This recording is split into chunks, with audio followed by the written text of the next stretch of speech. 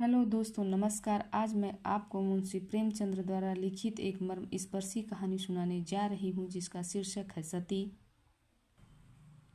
मूलिया को देखते हुए उसका पति उसके सामने कुछ भी नहीं है। फिर भी क्या वजह है कि मूलिया उससे संतुष्ट और प्रसन्न है।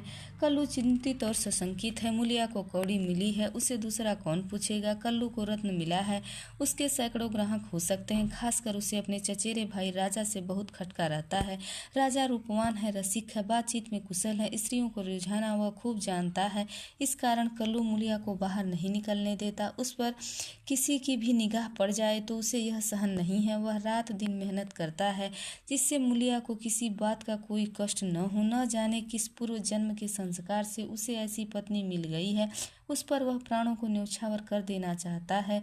मूलिया का कभी सिर भी दर्द करता है तो उसकी जान निकल जाती है। मूलिया का भी यही हाल है। जब तक वह घर नहीं आता है मछली की तरह तड़पती रहती है।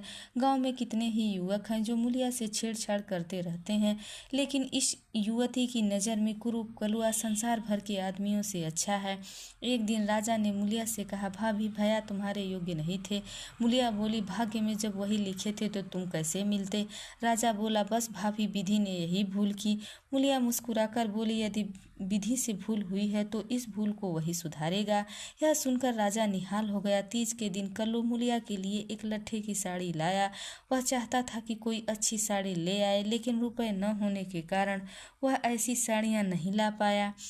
राजा भी उसी दिन अपने भाग्य की परीक्षा करना चाहता था। उसे एक सुंदर चुंदरी लाकर मूलिया को भेंट की। तब मूलिया ने कहा, मेरे लिए साड़ी आ गई है। राजा बोला, मैंने देखी है तभी तो इसे लाया हूँ। वह साड़ी तुम्हारे लायक नहीं है। भैया को किफायत भी सूझती है। तो ऐसी बातों में मूलिया राजा की बात का कटाक्ष करके बोली, तुम अपने भैया को समझा क्यों नहीं देते। यह सुनकर जैसे राजा पर एक कुल्हड़ का सा नशा चढ़ गया हो। बोला, बूढ़ा तोता कहीं पढ़ता है। मूलिया बोली, तुम कुछ भी कहो, मुझे तो लट्ठे की ही साड़ी पसंद है। राजा बोला, जरा इस चुनरी को पहन कर तो देखो कैसी खिलती है। मूलिया बोली, जो लट्ठा पहनाकर खुश होता है वह चुनरी पहन लेने से कैसे खुश होगा। उसे चुनरी पसंद होती तो वह चुनरी नहीं लाता। राजा बोला, उन्हें दिखाने का काम नहीं है। मूलिया विस्मय से बोली, मैं क्या उनसे बिना पूछे पहन लूंगी। राजा बोला, इसमें पूछने की कौन सी बात है। जब वह काम पर चले जाएंगे तो पहन लेना, मैं भी देख लूंगा। मूलिया ठहाका मारकर हंसती हुई बोली, मैं यह नहीं कर सकती। कहीं किसी ने देख लिया तो मेरे लिए शामत आ जाएगी। तुम इसे ले जाओ। राजा ने आग्रह करके कहा, अगर तुम इस चुनरी को नहीं लोगी भाभी तो मैं जहर खाकर मर जाऊंगा। यह सुनकर मूलिया कुछ डर सी गई। चुनरी उठाकर आले में रख दी और बोली, अच्छा लो, अब तो खुश हो न। राजा ने उसकी अंगुली पकड़कर कहा, भाभी, अभी तो भैया नहीं है, जरा पहन लो तो मैं भी तो देख लूं। मूलिया ने अंदर जाकर चुनरी पहन ली और फूल की तरह दमकती चमकती हुई बाहर आई। उसे देखकर राजा ने कहा, भाभी जी चाहता है कि तुम्हें लेकर कहीं भाग जाऊं। मूलिया हंसते हुए बोली, जानते हो तुम्हारे भैया का क्या हाल होगा। यह कहते हुए उसने दरवाजा बंद कर दिया। राजा को ऐसा लगा कि थाली परोसकर सामने से उठा ली गई।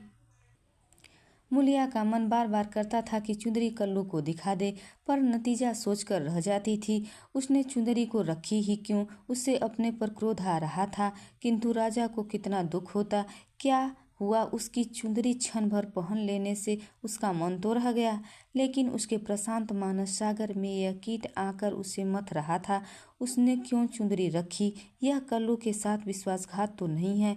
उसका चित्त उस विचार से विफल हो गया। उसने मन को समझाया, विश्वासघात क्यों हुआ, इसमें विश्वासघात की क्या बात है। वह कौन राजा से कुछ बोली। जरा से हंस देने से अगर किसी का दिल खुश हो जाता है तो इसमें क्या बुराई है। वह इन्हीं विचारों में डूबी हुई थी कि कल्लू उससे पूछ बैठा, आज रज्जू यहाँ क्या करने आया था। यह सुनकर मूलिया का दिल धड़कने लगा। उसने बहाना बनाते हुए कहा, कुछ नहीं, तंबाकू मांगने आए थे। कल्लू भवें सिकोड़ते हुए बोला, उसे अंदर मत आने दिया करो, वह अच्छा आदमी नहीं है। मूलिया बोली, मैंने उससे कह दिया तंबाकू नहीं है तो वह चले गए। कल्लू ने इस बार कड़कती हुई आवाज़ में कहा, क्यों झूठ बोल रही हो, वह तंबाकू मांगने नहीं आया था। मूलिया बोली, तो और यहाँ क्या करने आते। कल्लू बोला, चाहे जिस काम से आया है मुझे मालूम नहीं, लेकिन वह तंबाकू मांगने नहीं आया, क्योंकि उसे पता है कि मेरे घर में तंबाकू नहीं है। मैं तंबाकू के लिए उसके घर गया था। मूलिया के बदन को काटो तो खून नहीं, उसके चेहरे का रंग उड़ गया था। सिर झुकाकर बोली, मैं किसी के मन का हाल क्या जानूं। आज तीज का रस जग्गा था। मूलिया पूजा का सामान इकट्ठा कर रही थी, लेकिन इस तरह जैसे मन में जरा सा उत्साह, जरा सी भी श्रद्धा नहीं है। उसे लग रहा था जैसे उसके मुख में कालिक पुत गई और वह कल्लू की आंखों से गिर गई है। उसे अपना जीवन निराधार सा लग रहा था। सोचने लगी, भगवान ने मुझे यह रूप क्यों दिया? यह रूप न होता तो राजा क्यों मेरे पीछे पड़ता, और क्यों आज मेरी यह दशा होती? मैं काली कुरूप रहकर इससे कहीं सुखी रहती। तब तो मन इतना चंचल न होता। जिन्हें रूप की कमाई खानी हो वह रूप पर फूले, यहाँ तो इसने सब मटिया मेट कर दिया। इस तरह सोचते सोचते न जाने उसे कब झपकी आ गई, तो देखती है कल्लू मर गया है और राजा घर में घुसकर उसे पकड़ना चाहता है। उसी समय न जाने कहाँ से एक बूढ़ी स्त्री किधर से आकर उसे अपनी गोद में ले लेती हैं और कहती हैं, तूने कल्लू को क्यों मारा? मूलिया रोकर कहती है, माता मैंने इन्हें नहीं मारा। वृद्धा कहती है, हाँ तूने छुरी कटार से नहीं मारा। उस दिन तेरा तप छीन हो गया और इसी से वह मर गया। तभी अचानक मूलिया की नींद टूट गई। उसने चौंकते हुए इधर उधर देखा तो सामने आंगन में कल्लू सोया हुआ था। वह दौड़ती हुई उसके पास गई और उस पर लिपट कर फूट फूट कर रोने लगी। यह देखकर कल्लू ने घबरा कर पूछा, क्या बात है मूलिया, तुम रो क्यों रही हो? मूलिया ने सिसकते हुए कहा, मुझसे आज एक अपराध हो गया है, उसे क्षमा कर दो।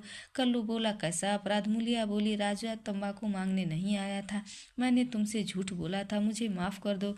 कल्लू हंसते हुए बोला, वह तो मैं पहले ही जान गया था। मूलिया बोली, वह मेरे लिए एक चुंदरी लाया था। कल्लू बोला, तुमने लौटा दी न? मूलिया कांपते हुए स्वर में बोली, नहीं मैंने ले ली, कह रहे थे अगर मैंने यह चुंदरी नहीं ली तो वह जहर खाकर मर जाएंगे। यह सुनते ही कल्लू चक्कर खाकर खाट पर गिर पड़ा और बोला, तो रूप मेरे बस का नहीं है, भगवान ने कुरूप बना दिया तो सुंदर कैसे बन जाऊं। उस दिन से कल्लू खोया खोया सा रहने लगा। जीवन में वह उत्साह न रहा, न वह आनंद रहा। हंसना बोलना भूल सा गया था। मूलिया ने उसके साथ जितना विश्वासघात किया था उससे कहीं ज्यादा उसने समझ लिया और यह भ्रम उसके दिल में केकड़े की तरह चिपट गया था। वह घर अब उसके लिए केवल लेटने बैठने का स्थान था और मूलिया केवल भोजन बना देने वाली मशीन। आनंद के लिए वह कभी कभी शराब खाने चला जाता था या फिर चरस के दम लगाता। कल्लू की हालत देखकर मूलिया अंदर ही अंदर कूटती थी। वह उस बात को उसके दिल से निकाल देना चाहती थी, इसलिए उसकी सेवा और मन लगाकर करती, लेकिन वह जितना ही उसको खींचने की चेष्टा करती थी उतना ही यह उससे विचलता था, जैसे कोई कांटे में फंसी हुई मछली हो। खुशी की बात तो यह थी कि राजा अंग्रेज के यहाँ खानसामा था, उसका तबादला हो गया और राजा उसके साथ चला गया था, नहीं तो दोनों भाइयों में से किसी न किसी का तो जरूर खून हो जाता। इस प्रकार 1 साल बीत गया। एक दिन कल्लू रात को घर लौटा तो उसे तेज बुखार था। दूसरे दिन उसके सारे शरीर में दाने निकल आए। मूलिया ने समझा माता है, मान मनौती करने लगी, लेकिन 4-5 दिन में ही दाने बढ़कर अबाले पड़ गए और पता चला कि यह माता नहीं है, उपदंश है। यह कल्लू के कुलसित भोग विलास का फल था। यह रोग इतनी भयंकरता से बढ़ने लगा कि आबालों में मवाद पड़ गया और उसमें ऐसी दुर्गंध आने लगी कि पास बैठना मुश्किल हो जाता था। देहात में जिस प्रकार का उपचार हो सकता था वह सब मूलिया ने किया, लेकिन कोई फायदा नहीं हुआ। कल्लू की दशा दिन प्रतिदिन बिगड़ती जा रही थी। अब उपचार की कसर वह अबला अपनी स्नेहमयी सेवा से पूरा करती थी। उसे अब गृहस्थी चलाने के लिए मेहनत मजदूरी भी करनी पड़ती थी। कल्लू तो अपने किए का फल भोग रहा था। मूलिया अपने कर्तव्य का पालन करने में मरी जा रही थी, मगर कुछ संतोष तो था कि यह कल्लू का भ्रम उसकी इस तपस्या से भंग होता जा रहा था। उसे अब विश्वास होने लगा था कि मूलिया अब भी उसी की है। वह अगर किसी तरह अच्छा हो जाता तो फिर उसे दिल में छिपा कर रखता और उसकी पूजा करता। प्रातः काल का समय था। मूलिया ने कल्लू का हाथ मुंह धुलवाकर उसे दवाई पिलाई और खड़ी पंखा डुला रही थी कि कल्लू ने डबडबाई आंखों से उसे देखा और बोला, मूलिया मैंने उस जन्म में कोई बहुत बड़ा तप किया था कि तुझे तू मुझे मिल गई, तेरी जगह मुझे दुनिया का राज मिले तो भी न लूं।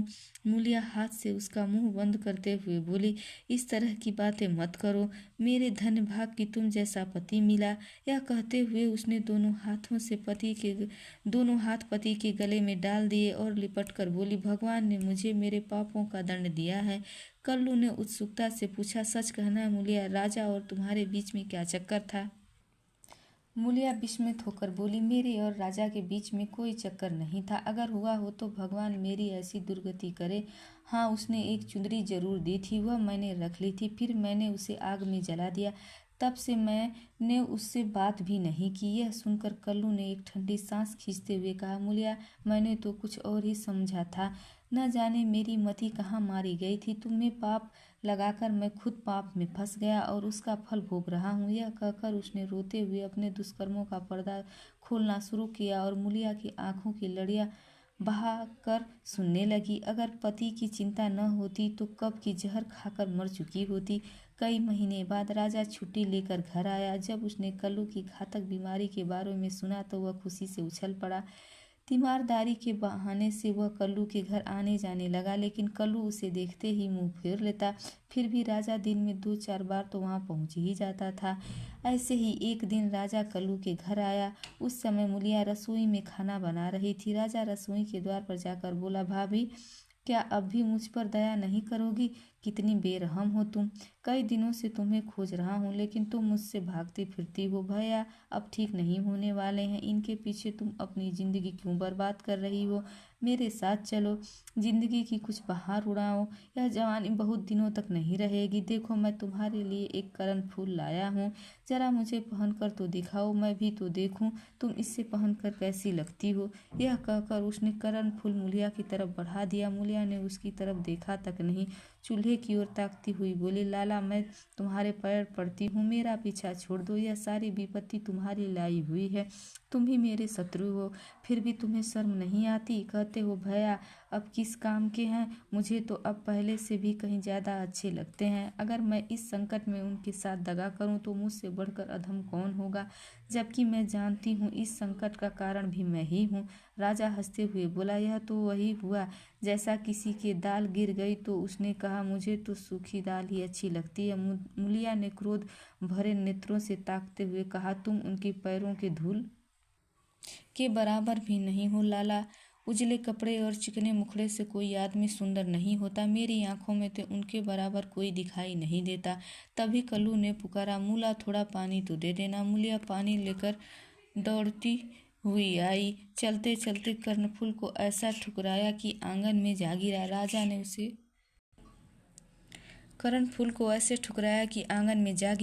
ने उसे उठाया और क्रोध से भरा हुआ वहां से चला गया। कल्लू का रोग दिन प्रतिदिन बढ़ता ही गया। आखिर एक दिन परवान आ पहुंचा। मूलिया घर का काम धंधा करके आई तो देखा कल्लू की सांस चल रही है। घबरा कर बोली, कैसी तबीयत है आपकी? कल्लू ने सजल और दीनता भरी आंखों से मूलिया को देखा और हाथ जोड़कर सिर नीचे कर लिया। यही उसकी अंतिम विदाई थी। मूलिया उसके सीने पर सिर रखकर रोने लगी और भगवान से प्रार्थना करने लगी, तुमसे इतना भी न देखा गया, भगवान उस पर न्यायी और दयालु कहलाते हो। तुमने जन्म दिया क्या यही खेल खेलने के लिए? हाय नाथ, तुम तो इतने निष्ठुर न थे, मुझे अकेली छोड़कर चले जा रहे हो। हाय, अब कौन मूला कहकर पुकारेगा? अब उसके लिए कुएं से पानी कौन खींचेगा? सब सुख हर लिया तो मुझे भी क्यों न उठा लेते? कल्लू की मौत की खबर सुनकर पूरा गांव इकट्ठा हो गया। सभी मूलिया को समझाते, लेकिन मूलिया को धैर्य नहीं होता था। कहती थी, मेरे कारण सब हुआ, अगर भगवान ने मुझे सामर्थ्य दिया होता तो आज ये दिन न देखना पड़ता। कल्लू को मरे हुए करीब 6 महीना बीत चुके थे। मूलिया अपनी कमाती और खाती है, अपने घर में पड़ी रहती है, दिन भर काम धंधे से छुट्टी नहीं मिलती, लेकिन हाँ, रात को एकांत में ही रो लिया करती। इधर कुछ दिनों बाद राजा की पत्नी मर गई, लेकिन 2-4 दिन के बाद वह छैला बना घूमने लगा। पहले तो पत्नी से झगड़ा हो जाने का डर था, लेकिन अब वह भी नहीं रहा। अब की बार नौकर से लौटा तो सीधा मूलिया के घर जा पहुंचा और इधर उधर की बात करने के बाद बोला, भाभी, अब तो मेरी अभिलाषा पूरी करोगे और या अभी और कुछ बाकी है? अब तो भैया भी न रहे और इधर मेरी घरवाली भी सिधार गई, मैंने तो उसका गम भुला दिया। तुम कब तक भैया के नाम को रोती रहोगी? मूलिया घृणित नज़रों से उसकी ओर देखती हुई बोली, भैया नहीं रहे तो क्या हुआ, भैया की यादें तो हैं, उनका प्रेम तो है, उनकी सूरत तो दिल में है, उनकी बातें तो कानों में है। तुम्हारे लिए और दुनिया के लिए वह नहीं है, लेकिन मेरे लिए अब भी वे वैसे ही जीते जागते हैं। मैं अभी भी उन्हें वैसे ही बैठे देखती हूँ। पहले तो देह का अंतर था, अब तो वह मुझ में और भी न चीज हो गए हैं, और जैसे जैसे दिन बीतेंगे और भी न चीज होते जाएंगे। भरे पूरे घर में दाने की कौन कदर करता है। जब घर खाली हो जाता है तब मालूम होता है कि दाना क्या है। पैसे वाले पैसे की कदर जाने। पैसे की कदर तब होती है जब हाथ खाली हो जाता है, तब आदमी एक एक कौड़ी दांत से पकड़ता है। तुम्हें भगवान ने दिल नहीं दिया, तुम क्या जानो सोहबत क्या है। घरवाली को मरे अभी 6 महीने भी नहीं हुए और तुम सांड बन बैठे हो। तुम मर गए होते तो इसी तरह वह भी अब तक किसी के पास चली गई होती क्या। मैं जानती हूँ कि मैं मर जाती तो मेरा सिरताज जन्म भर मेरे नाम को रोया करता। ऐसे ही पुरुषों की स्त्रियां उन पर प्राण देती हैं। तुम जैसे सुहृदों के भाग्य में चाटना लिखा है, चाटो, मगर खबरदार, अगर आज के बाद तुमने मेरे घर पर कदम रखा तो तुम्हें जान से हाथ धोना पड़ेगा। इससे ज़्यादा मैं कुछ नहीं कहना चाहती, अब निकल जाओ यहाँ से। मूलिया के मुख पर ऐसा तेज और स्वर में इतनी कटुता थी कि राजा को उसका जबान देने का साहस भी न हुआ। वह चुपके से वहां से निकल भागा। धन्यवाद। प्लीज़ वीडियो को लाइक कीजिए और चैनल को सब्सक्राइब कीजिए। धन्यवाद।